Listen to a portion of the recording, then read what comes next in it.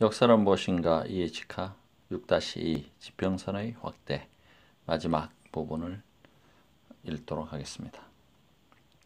현재와 과거의 끊임없는 대화. 영국인들은 거의 1세기 전부터 초등교육의 의무화가 가장 널리 보급되었다는 자만심과 만족감에 빠진 나머지 고등교육의 의무화에는 성과를 내지도 못하고 그 발전 속도도 그리 빠르지 않았습니다. 그리고 영국인이 세계를 주도해 나갔을 때만 해도 이런 것은 그리 큰 문제가 되지 않았습니다. 그러나 영국보다도 빠른 속도로 달리고 있는 다른 나라들이 영국인을 따라잡고 또한 기술적인 변혁으로 인해 모든 분야의 전지 속도가 급속도로 빨라지고 있는 오늘날에는 이것이 커다란 문제로 떠오를 수도 있습니다. 왜냐하면 사회혁명과 기술혁명 그리고 과학혁명은 모두가 동일한 과정의 중요한 부분이기 때문입니다. 만일 개인화 과정에 대한 구체적인 설명을 원한다면 과거 5, 60년 동안 역사와 과학을 비롯한 모든 학문 분야가 얼마나 다양해졌는가를 생각해보면 알 수 있을 것입니다. 그러나 저는 좀 다른 차원이기는 하지만 이보다 확실하고 놀라운 예를 들 수도 있습니다. 30년도 넘은 일입니다만 소련을 방문 중인 독일의 한 고급 장교가 소련 공군의 창설에 관여하고 있던 소련 장교로부터 다음과 같은 계몽적인 이야기를 들었습니다. 우리 러시아 사람들은 아직도 원시적인 인간을 상대로 일해 나갈 수밖에 없습니다. 우리는 우리가 구할 수 있는 염색 기술자 타입의 염색 기계를 맞추어 나갈 도리밖에 없습니다. 우리가 새로운 타입의 인간을 어느 정도까지 성공적으로 양성해 낼 수 있는가에 따라서 그 재료의 기술적인 발달도 완성되어 나갈 것입니다. 두 요소는 서로를 제약할 것이라고 생각합니다. 원시적인 인간을 복잡한 기계 속에 집어넣을 수 없는 일이니까요. 겨우 한 세대가 지났을 뿐이지만 오늘날 우리들은 러시아의 기계가 이미 원시적인 것이 아니라는 것, 따라서 그것을 설계하고 만들고 움직이는 수백만의 러시아 남녀들도 이미 원시적인 사람들이 아니라는 사실을 알고 있습니다. 저는 한 사람의 역사가로서 후자의 현생에 더 많은 관심을 가지고 있습니다. 생산의 합리화보다는 그보다 훨씬 더 중요한 인간의 합리화라는 문제를 의미합니다. 오늘날에는 전 세계의 원시인들 모두가 복잡한 기계의 사용법을 배우고 있고 이를 통해서 사고를 하고 이성을 사용하는 방법을 배우고 있습니다. 이 혁명은 지금 막 시작된 것이나 다름없습니다. 이 혁명을 사회혁명이라고 부르는 것이 마땅하겠지만 저는 지금까지 해온 이야기와 같은 맥락으로 잡아 이성의 확대라고 부를 것입니다. 어쨌든 이러한 혁명의 기세는 과거 30년간 급속히 발전해온 기술적 발달에 뒤지지 않는 속도로 맹렬히 달리고 있습니다. 이 점 역시 20세기 혁명의 중요한 측면 중 하나로 생각됩니다. 그러나 여기서 현대사회에서 이성에게 주어진 역할의 위험성이라든지 모호한 측면에 주의를 기울이지 않았다면 일부 비관론자나 회의론자들로부터 항의를 받았을 것입니다. 지난번 강연에서 저는 지금까지 설명한 의미에서 증대하고 있는 개인화의 획일성과 통일성을 요구하는 사회적 압력의 약화를 의미하는 것은 아니라는 점을 지적한 적이 있습니다. 그러나 이것이야말로 복잡한 현대사회 역설이 아닐 수 없습니다. 교육은 개인의 능력과 기회를 넓혀주고 따라서 개인화의 증대를 촉진하는 필요하고 강력한 수단입니다. 반면에 이익 집단의 수중에 들어가게 되면 사회의 획일성을 촉진시키기 위한 강력한 수단으로 변하기도 합니다. 라디오나 텔레비전이 좀 더 책임감을 가져야 한다느니 신문이 좀 더 책임감을 가져야 한다는 식의 호소는 자주 접하고 있습니다. 그러나 이러한 호소는 우선은 쉽사리 비난할 수 있는 일부분의 부정적인 현상을 대상으로 한 것입니다. 그러나 이런 호소는 라디오, 텔레비전, 신문 등의 강력한 대중적인 설득 수단을 사용해서 바람직한 취미와 바람직한 의견, 바람직하다는 말은 그 사회에서 통용되고 있는 취미와 의견에 반영되어 있지만은 주입해달라는 호소로 돌변할 수도 있습니다. 따라서 이러한 운동은 그것을 추진하는 사람들의 입장에서 볼 때 사회의 개별 구성원들을 자기들이 추구하는 방향으로 유도해서 사회를 그런 방향으로 형성해 나가려는 의식이며 이성적인 과제입니다. 이러한 위험성의 또 다른 두드러진 예는 상업적인 광고업자와 정치 선저가들에 의해 조성되고 있습니다. 사실 이 두 활동은 흔히 중복되는 경우가 많습니다. 정당이나 이 후보자들은 미국에서는 공공연히, 영국에서는 뒤에 숨어서 직업적인 광고업자를 고용해서 목적을 달성하고 있습니다. 이 두 방법은 명목상으로는 다르지만 그 수행 방법에서는 놀랄 만큼 유사한 점이 있습니다. 직업적인 광고업자와 거대 정장의 홍보 담당자들은 고도의 지성인으로서 자기들의 일에 필요한 모든 합리적인 수단을 동원합니다.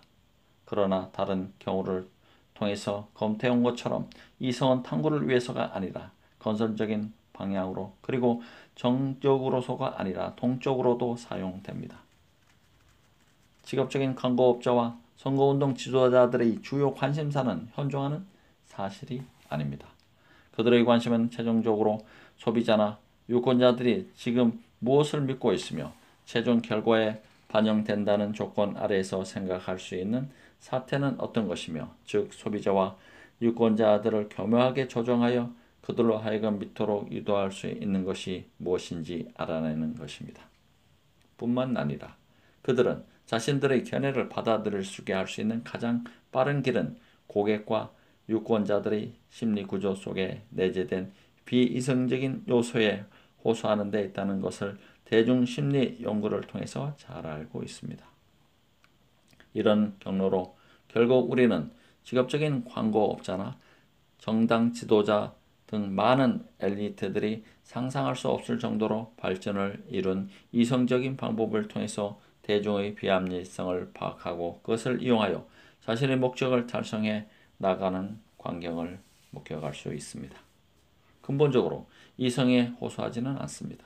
그 호소는 오스카 와일드가 말한 적이 있는 지성보다 낮은 것을 겨냥하는 방법으로 진행됩니다. 위험성을 과소평가한다는 공격을 받지 않도록 좀 과장한 부분이 있습니다. 그러나 전체적으로 보아서는 잘못 말한 것이 아니고 다른 여러 분야에 대해서도 쉽게 적용될 수 있습니다. 어떤 사회나 지배적인 집단은 많든 적든 강제적 수단을 이용해서 대중의 의견을 조직하고 통제합니다. 그러나 이 방법이 다른 방법보다 나쁘다고 생각되는 이유는 이성을 남용하고 있기 때문입니다.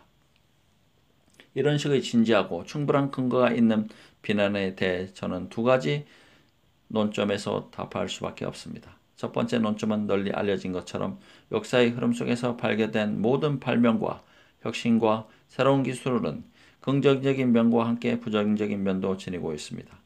희생은 언제든지 누군가가 치러야만 하는 것입니다. 인쇄술이 발명된 후 이 기술이 잘못된 사상의 유포를 돕는 과오를 범하고 있다는 비평가들의 말이 나올 때까지 시간이 얼마나 걸렸는지 저는 모릅니다. 오늘날 해도 자동차의 출현으로 나오게 된 교통사고 사망자들에 대해서 슬퍼하지 않을 사람은 없을 것입니다. 일부 과학자들은 원자력이 파멸적인 목적에 사용될 수도 있으며 실제로 그런 목적으로 사용됐다는 것을 이유로 들며 원자력 개발의 수단과 방법을 발견한 후에 대해 후회하기까지 했습니다. 그렇다고 이러한 반대가 새로운 발명과 발명을 막는 데 도움이 되었던 적은 과거에도 없었지만 미래에도 있을 것 같지는 않습니다. 말이나 마차를 타고 다니던 시대 혹은 자유방림의 자본주의 초기로 다시 되돌아갈 수 없는 것처럼 19세기 중엽 영국에서 부분적으로 실현되었던 노크나 자유주의자들의 이론처럼 소규모의 개인주의적 민주정치로 다시 되돌아간다는 것도 불가능합니다. 오히려 이러한 폐단에는 수정할 방법도 동시에 지니고 있게 마련이라는 말이 더 진실할 수도 있습니다. 비합리성을 예찬하거나 현대사회에 확대된 이성의 역할을 부정하거나 하는 것은 올바른 방법이 아닙니다. 오히려 이성이 행할 수 있는 역할을 철두철미하게 인식하는 데서 해답이 나올 것입니다. 오늘날에는 기술과 과거의 혁명적 발전으로 사회의 모든 차원에서 이성 활용의 증대가 강화되고 있는 만큼 결코 유토피아적인 몽상만은 아니라고 생각합니다. 역사상의 모든 위대한 발전이 그랬던 것처럼 이러한 발전에도 질부를대해야 할 희생과 손실이 있었으며 부딪히지 않으면 안 될 위험이 따를 것입니다. 특히 과거의 특권적 지위를 잃어버린 나라의 지성인들 사이에서 흔하게 나타나는 회의주의자들과 냉소주의자들 그리고 파멸에 이하라는 자들이 무엇이라고 말하든 저로서는 이것을 역사적 진보의 훌륭한 예로 생각하고 싶습니다. 아마 이것은 우리 시대에 가장 주목할 만한 혁명적인 현상일 것입니다. 우리가 통과하고 있는 진보적 혁명의 두 번째 측면은 세계의 변화하는 모습입니다. 15세기, 16세기에는 중세가 결정적으로 붕괴되고 근대의 토대가 마련된 위대한 시기였습니다. 이 시대의 특징은 무엇보다 신대륙이 발견되고 지중해 연안으로부터 대서양으로 세계의 힘의 중심이 이동했다는 점에 있습니다. 프랑스 혁명은 비록 이보다 작은 규모의 공난이었지만 신대륙을 끌어들여 구세계의 지리적인 변형을 회복했다는 데 그 의의가 있습니다. 그러나 20세기의 혁명이 이룬 변화는 16세기 이래의 어떤 변화보다 훨씬 광범위한 것이었습니다. 세계의 중심이 서부 유럽으로부터 완전히 떠나버린 것은 그로부터 약 400년 후의 일이었습니다. 서부 유럽은 원거리 영어 사용 지역과 함께 북미 대륙의 일개 속국으로 전락했습니다. 이 말이 거슬린다면 이들 국가들이 발전소와 관제탑의 역할을 모두 미국이 행사하도록 맡겨버린 주변 국가들로 전락했다고 해도 무방할 것입니다. 그러나 중요한 변화는 이것만이 아니었습니다. 현재 세계의 무게중심이 과연 서유럽과 함께 영어 사용국에 있는 것인지 그렇다 해도 그것이 얼마나 오랫동안 지속될지는 분명치 않습니다. 오늘날 오히려 세계 문제를 조율하고 있는 것은 동부 유럽과 아시아 그리고 아프리카에까지 뻗어있는 연장부의 거대한 지역이라고 생각됩니다. 변화하지 않는 동방이라는 말은 오늘날에는 낡아빠진 상투화가 되어버렸습니다. 이제 20세기에 아시아에서 일어난 사태를 잠깐 살펴보기로 합시다.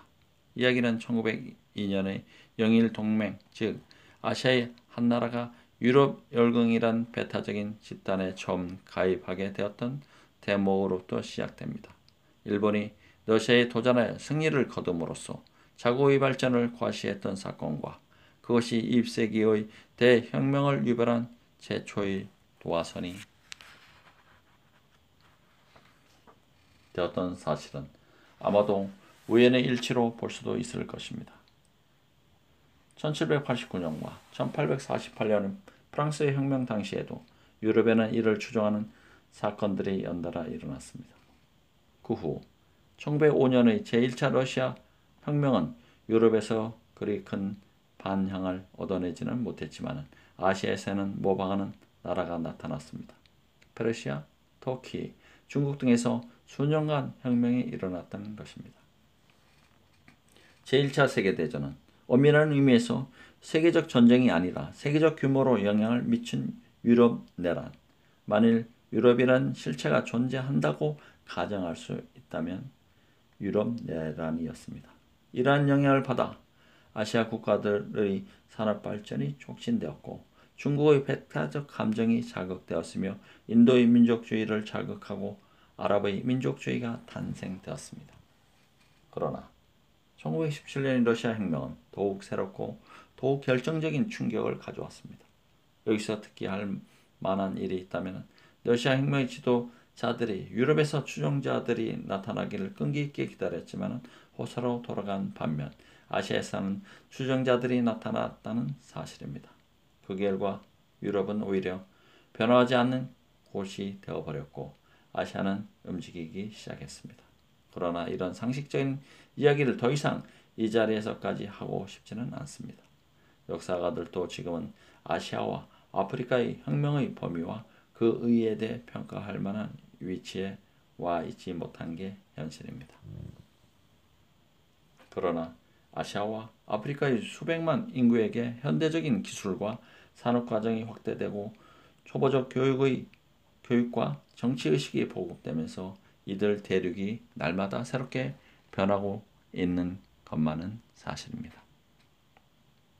미래까지 내다볼 수는 없지만 저는 이것을 세계사적 전망에서 하나의 점진적 발전이라는 말 외에는 다른 판단 기준을 알지 못합니다. 이러한 사건들로 세계가 변화함에 따라 세계 정세에서 영국의 비중은 상대적으로 줄어들었으며 영어 사용 국가의 비중 또한 줄어들었다고 할 수 있습니다.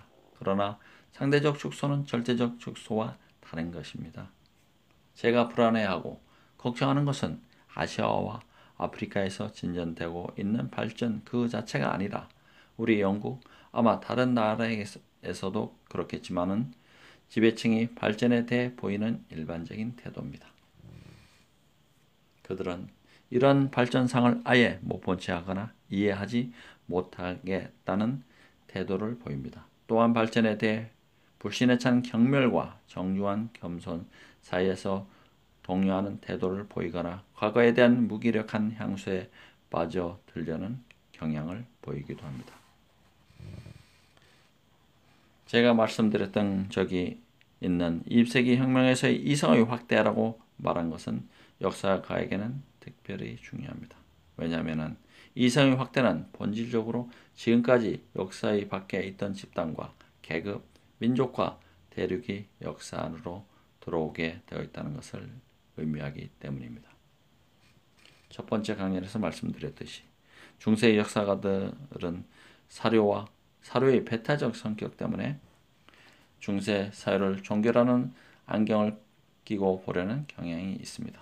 이 부분은 설명이 좀 더 필요할 것 같습니다. 중세의 기독교 교회가 중세의 유일한 이성적 기관이었다는 말이 있는데 이는 어느 정도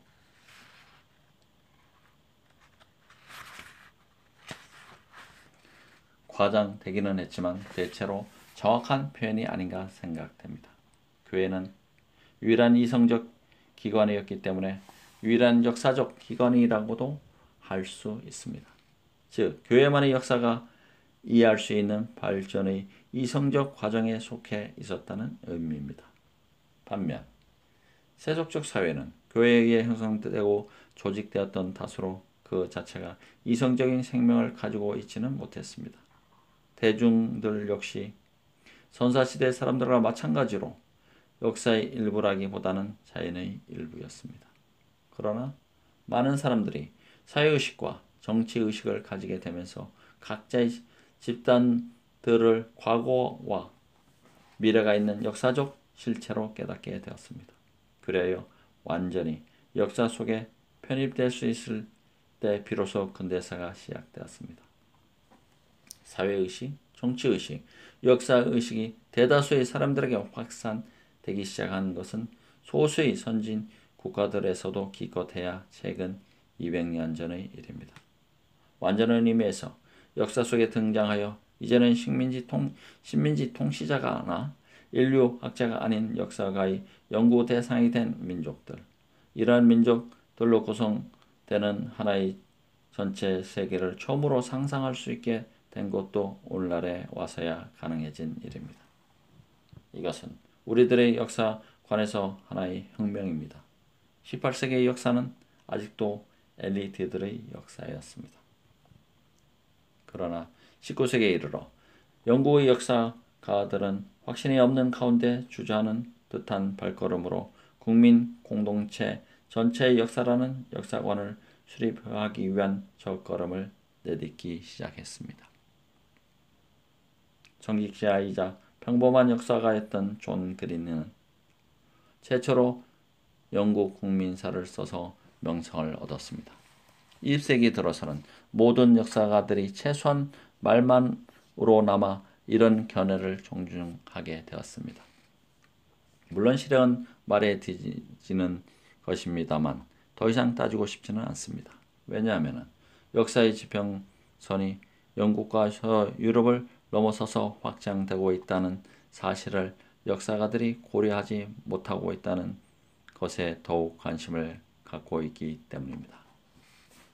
액터는 1890년의 보고서에서 세계사는 모든 나라의 역사를 합쳐놓은 것과 다른 것이라고 정의를 내린 다음 이런 말을 덧붙였습니다. 세계사는 국가들이 부차적인 위치에 놓이는 연속 과정을 따라 움직인다. 물론 국가적인 문제도 다루었겠지만 그 나라 자체를 위해서가 아니라기보다 높은 영성색에 대한 관련성과 종속관계 속에서 그 나라가 인류 공동의 운명에 이바지한 시기와 정도에 따라서 서술될 것이다. 액턴이 시작했던 의미의 세계사는 굳이 액턴을 들먹일 필요도 없을 만큼 모든 역사가들이 생각해야 할 진지한 문제였습니다. 그러면 우리는 이와 같은 의미의 세계사 연구를 추진하기 위해 지금 무엇을 하고 있습니까? 저는 이 강연에서 이 대학의 역사 연구에 대해 이야기할 생각은 없습니다. 그러나 이 대학의 역사 연구 현황이 마침 제가 다루려는 주제의 기막힌 본보기가 되는 관계로 거북스럽기는 하지만 언급할 수밖에 없습니다. 겁쟁이라는 소리를 들을 수도 있겠다는 생각 때문입니다.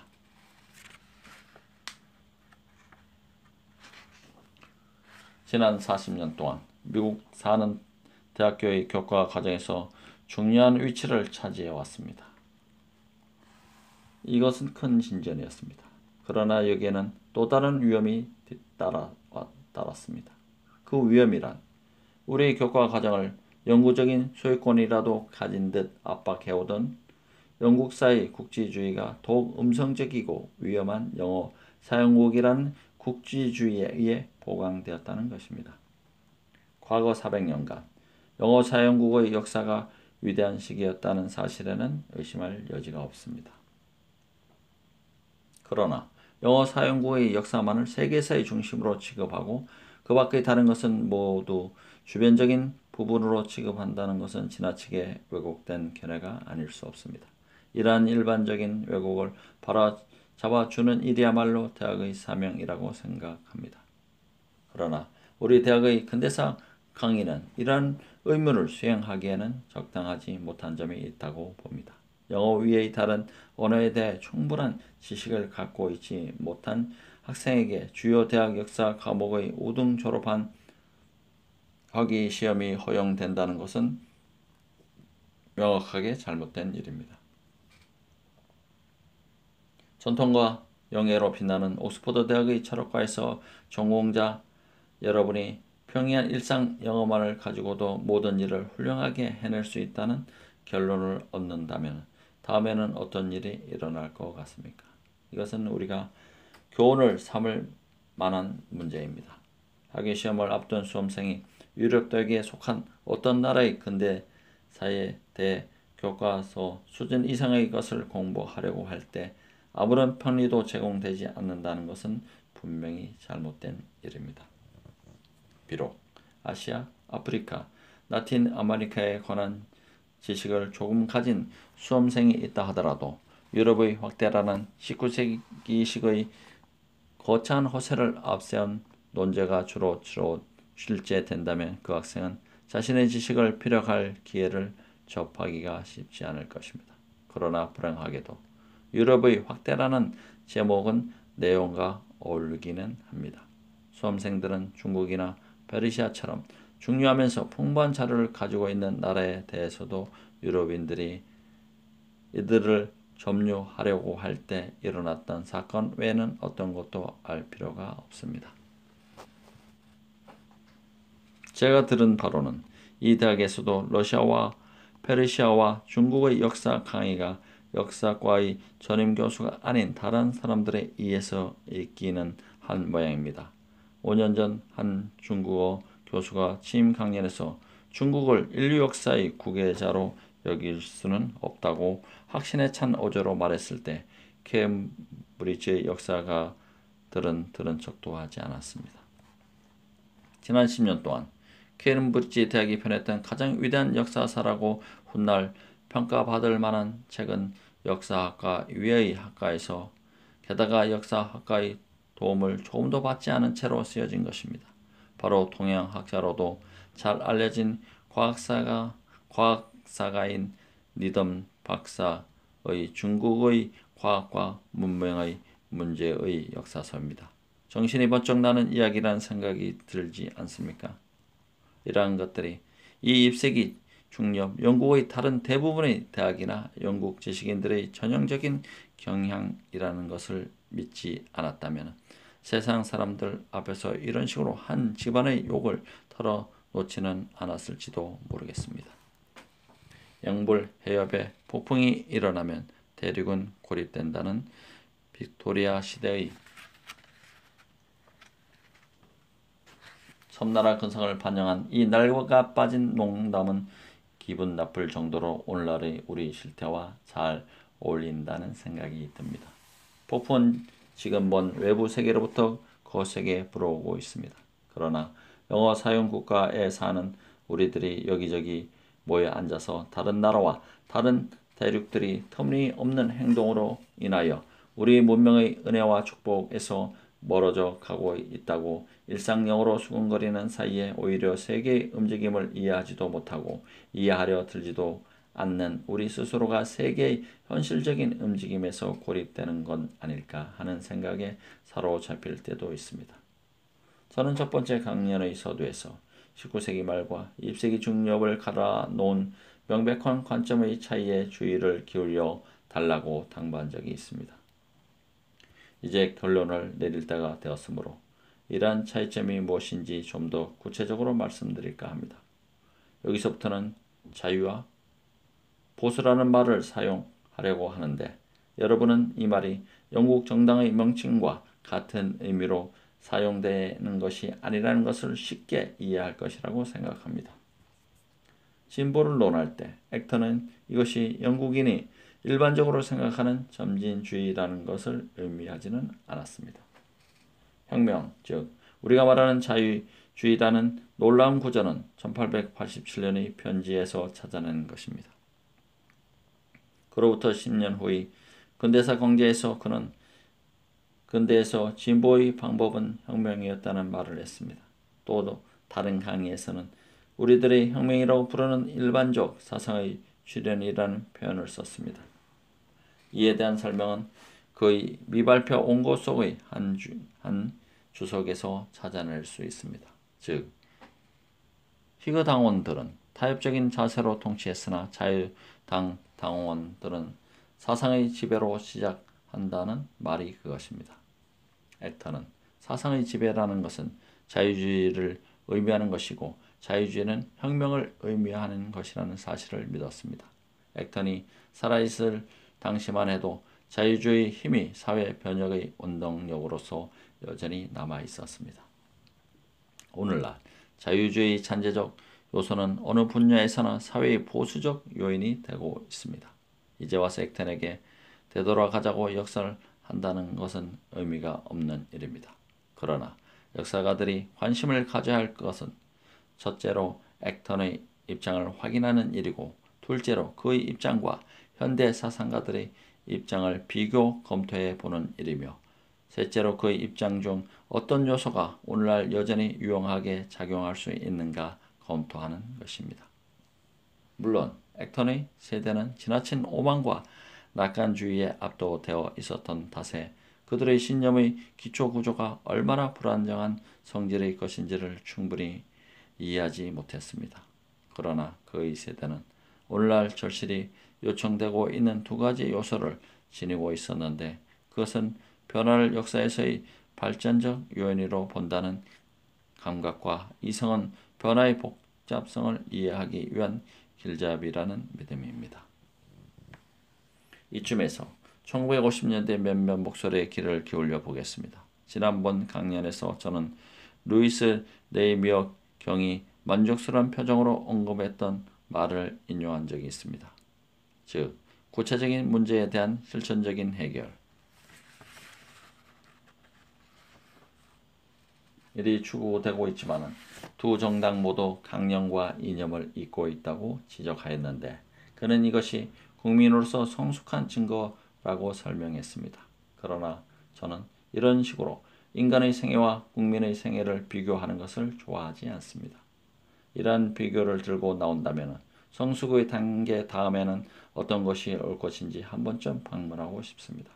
그렇지만 제가 관심을 가지고 있는 것은 한편으로는 실천적인 것과 구체적인 것을 찬양하면서 다른 한편으로는 강령과 이념을 공격하는 태도로 양자를 명확하게 대조시킨 점입니다. 이런 식으로 실천적 활동을 이상주의적인 이념 활동 위로 올려놓는 것은 말씀드릴 것도 없이 보수주의라는 증명입니다. 이것은 액턴이 말한 바 있는 혁명과 사상의 시대가 눈앞에 밀려오고 있을 때 이에 항의하던 18세기의 목소리, 즉 조지 3세 즉위 당시의 영국의 목소리를 네이미어의 사상 속에서 반영한 것입니다. 그러나 철저한 보수주의가 철저한 경험주의라는 형태로 진숙하게 표현된 이러한 방식에는 오늘날 대단한 인기를 끌고 있습니다. 트레버 로퍼 교수의 말에서 이런 형태의 가장 인기 있는 모습을 발견할 수 있으리라고 생각됩니다. 급진주자들이 승리는 의심의 여지도 없이 우리의 것이라고 노래하고 있을 때 현명한 보수주의자들은 그 고통을 내리갈긴다. 오크쇼트 교수는 한창 유행되고 있는 이 경험주의를 좀 더 복잡한 형태로 우리에게 보여주고 있습니다. 그에 의하면 정치 분야에서 우리들이 끝없이 넓고 깊은 바다를 항해하고 있다는 것인데 거기에는 출발점도 없고 예정된 목적지도 없으며 유일하게 바라는 것이 있다면 가라앉지 않고 평평하게 떠 있는 것뿐이라는 것입니다. 저는 정치적인 유토피아주의나 메시아주의를 비난하고 있는 최근의 저술가들을 목록을 만들 필요까지는 없다고 생각합니다. 어쨌든 이런 식의 말들이 사회의 장래에 관한 원대한 사상을 조롱하는 유행어로 통하고 있는 것은 사실입니다. 미국에서도 역사가들이나 정치학자들이 영국의 동료들보다 더욱 거침없이 보수주의에 대한 충성을 공공연히 표명해 왔습니다. 하지만 저는 이 자리에서 미국의 최근 경향까지 들먹일 생각은 없습니다. 그냥 미국의 보수주의적 역사가들 중에서 가장 탁월하고 온건한 축에 속하는 하버드 대학의 세무얼 모리슨 교수가 한 말을 인용하는 것으로 그치겠습니다. 모리슨 교수는 1950년 12월 미국 역사학회의 회장연설에서 지금이야말로 제퍼슨, 잭슨, FD 루스벨트 노선에 대한 반격의 시기라는 말을 했습니다. 건전한 보수주의적 관점에서 쓴 미국사를 옹호하는 입장을 표명한 것입니다. 영국에는 이같이 신중한 보수주의적 관점을 가장 명료하고 비타협적으로 다시 설명한 사람은 포포 교수였습니다. 그는 강령과 이념을 거부하는 네이미어의 의견에 찬성을 표하면서 어떤 분명한 계획에 따라서 사회 전체를 개조할 것을 목표로 삼는 정책에 공격을 가했습니다. 그 대신 이른바 단편적 사회정책이라는 것을 제시했는데 이것이 미봉책이라는 거나 임시변통이라는 식의 비난에도 꿈쩍하지 않고 태어났습니다. 사실 저 역시 한 가지 점에서만은 포포 교수에게 찬사를 드리고 싶습니다. 포포 교수는 언제나 이성의 강력한 옹호자의 입장에 서 있으며 과거와 현재를 막론하고 결코 비이성주의로 탈선하지는 않는다는 점입니다. 그러나 그의 단편적 사회 대책이라는 것의 규정을 살펴보면 그가 이성에 부여하는 역할이 얼마나 한정된 것인지를 알 수 있습니다. 단편적 사회 대책에 대해 그가 내린 정의는 그다지 정밀하지 않습니다만 목적에 대한 비판을 제거하는 것은 그가 특히 강조하고 있다는 점이라고 생각됩니다. 또 그가 정당한 활동 분야로 들고 있는 신중한 입헌적 개혁과 소득을 더욱 평등화하려는 경향을 보면 그것이 기존 사회를 전제로 하고 그 범위 안에서 작용하려고 한다는 것을 분명히 알 수 있습니다. 포퍼 교수의 사고방식으로 본 이성의 지위라는 것은 어딘지 영국 정부의 관리의 지위를 연상시키는 면이 있습니다. 영국 정부 관리는 실제로 정부의 정책을 실시할 권한도 있고 이러한 정책의 효율성을 높이기 위한 실제적인 개선책을 제안할 자격도 갖고 있지만 근본적인 전제와 궁극적인 목표를 의심할 자격은 갖고 있지 못합니다. 그것이 유익한 업무임에 틀림없는데도 말입니다. 저는 젊었을 때는 공무원이었습니다. 그러나 이렇게 이성을 기존 질서의 전제에 종속시킨다는 방식은 도저히 받아들일 수가 없었습니다. 이것은 혁명은 자유주의이며 사상의 지배라는 등식을 액턴이 제기했을 때의 그 이성관과 다릅니다. 인간 세계에서 진보는 과학에서나 역사에서나 사회에서나 기존 제도의 단편적인 개선에만 국한시키는 태도로 이루어질 수 없습니다. 그것은 주로 눈앞의 현존 제도와 그 토대를 이루고 있는 공공연한 것이든 은밀한 것이든 이런 제도의 전제에 대하여 이성의 이름으로 근본적인 도전을 감행하겠다는 결의를 통해서 이루어지는 것입니다. 저는 영어 사용국의 역사가와 사회학자 그리고 정치학자가 이러한 과업을 수행할 수 있는 용기를 되찾을 날이 하루빨리 오기를 바랍니다. 하지만 제가 가장 두려워하는 것은 영어 사용국가의 지식인과 정치 사상가들이 이성에 대한 신뢰를 상실해 가고 있다는 것이 아니라 끊임없이 움직이는 세계에 대한 예민한 감각이 퇴화되고 있는 것입니다. 이 말은 언뜻 역설처럼 들릴지도 모르겠습니다. 왜냐하면 우리 주변에서 진행되고 있는 변화라는 비상적인 이야기들이 요즘처럼 흔하게 오갔던 적은 별로 없었기 때문입니다. 그러나 중요한 것은 이 변화라는 것이 성취나 기회, 진보 같은 거로 여겨지지 않고 공포의 대상으로 생각되고 있다는 점입니다. 우리 위대한 정치 전문가들과 경제 전문가들이 홍계를 내리는 모습을 보십시오. 이 사람들은 근본적이고 원대한 사상을 믿지 말라. 무엇이든지 혁명가의 냄새가 풍기는 것은 멀리하라. 전진할 때는 만일 반드시 전진해야 한다면 될 수 있는 한 완만하고 신중하게 하라는 홍계 외에는 우리에게 줄 것이 아무것도 없습니다. 세계가 그 모습을 지난 400년간의 어느 때보다도 급격하고 철저하게 바꾸고 있는 이러한 시기에 이것은 지독한 맹목이 아닐 수 없습니다. 이것이 두려움의 근거입니다. 세계 전체의 운동이 멈춰버리는 것이 아닐까 하는 식의 두려움이 아니라 이 나라 영국, 아마 영어를 사용하는 기타 국가들도 이 전반적인 전진의 행렬에서 처져서 힘없이 체념하며 일종의 향수의 침체 상태 속으로 침몰해 버리는 건 아닐까 하는 두려움이 원인이라는 것입니다. 저 자신을 말씀드리면 누가 뭐라 해도 변함없는 낙한주의자입니다.